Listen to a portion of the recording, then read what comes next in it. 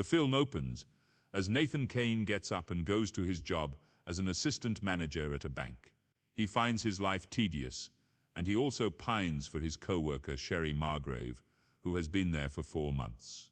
Nathan meets with a regular client, Earl, whose wife Betty recently passed, and he is in danger of losing both his house and shop. Nathan quietly agrees to file paperwork for Earl after the holidays, which should give him enough time to try and keep the house. Sherry later approaches Nathan for a lunch date. Hey, Nate. Hey, hey. Hi. Sorry. Hey, what's up? Oh my God. He initially declines, but after hearing about what Earl said regarding his marriage to Betty, he decides to take a chance. At lunch, Nathan reveals to Sherry that he has a congenital insensitivity to pain, which led to him being sheltered for most of his life. Sherry witnessed it earlier when Nathan accidentally spilled hot coffee on his hand and couldn't feel it. He has also not eaten solid foods for fear that he might bite his tongue off. But Sherry convinces Nathan to try cherry pie for the first time, and Nathan's mind is blown. Actually, yep. That is so good. She invites him to go to an art show of hers later that evening. Nathan plays video games online with his friend Roscoe Dixon, even though they have never met in person. Nathan mulls over going to Sherry's art show, but Roscoe convinces him that he can't keep waiting around for another opportunity like this. Nathan ends up going and hangs out with Sherry afterwards.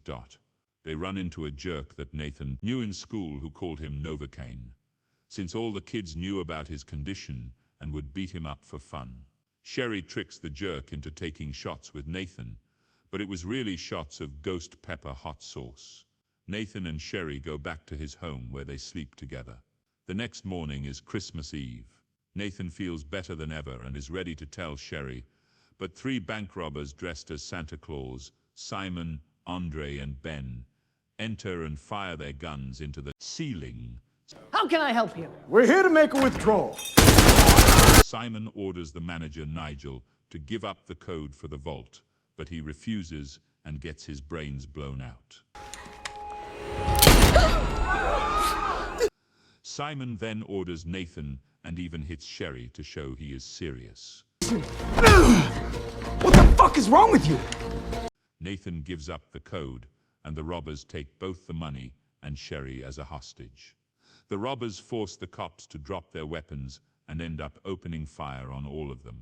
A desperate Nathan uses his belt as a tourniquet for an injured cop before stealing the man's gun and car. Nathan chases the robbers but crashes his car in an alley.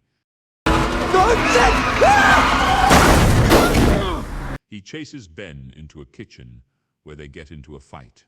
The gun gets dropped into a pot of hot oil, which Nathan sticks his hand in. He and Ben struggle until he shoots Ben through the head.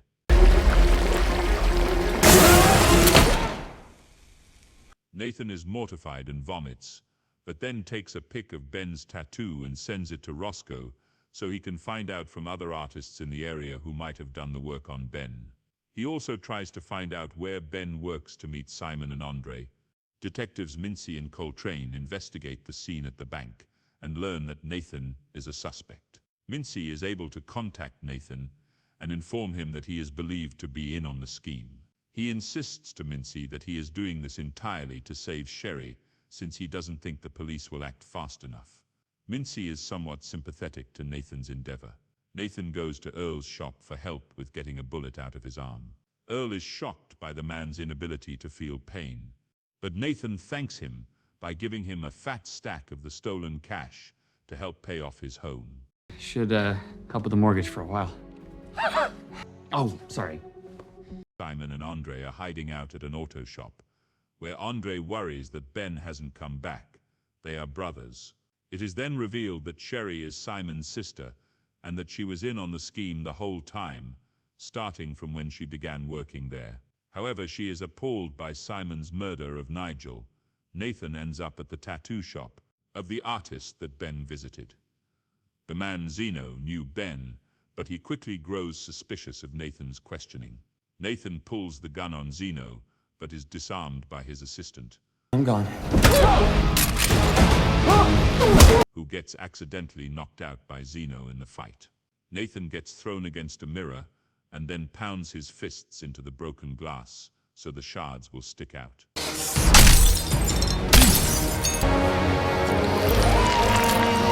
He slashes Zeno twice across the face, taking his eyes out. When he refuses to say where Ben worked, Nathan uses the tattoo pen to black out his swastika tattoo.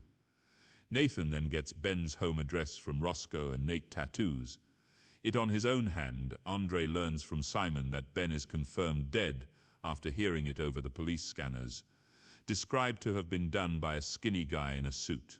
Sherry realizes it's Nathan, and Andre goes to avenge his brother. Nathan goes to Ben's home, which turns out to be laced with booby traps. He gets an arrow shot into his leg, and can't get it out before he ends up caught in a snare trap. Oh my God! Ah! And is hung by his foot upside down. He calls Roscoe for help, but he is hesitant because of knowing that Nathan is involved with a robbery and murder. Nathan convinces him by saying how much it means to him that he rescues Sherry and how Roscoe is his only friend. Roscoe agrees to show up in 10 minutes, but Andre shows up first. He tries to torture Nathan in retribution for Ben's death, but it doesn't affect Nate, and he just pretends to feel pain. Andre almost takes out Nathan's eye until Roscoe shows up and hits Andre over the head. Please don't!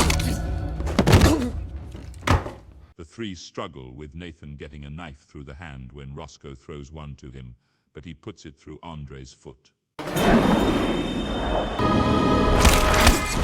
They struggle again until Nathan gets Andre's head between his legs and pushes the arrow in his own leg further until it goes through Andre's skull. Roscoe creates a diversion for Nathan to get out free when the cops show up. Roscoe is arrested, but he lets Mincy and Coltrane know where Nate is going.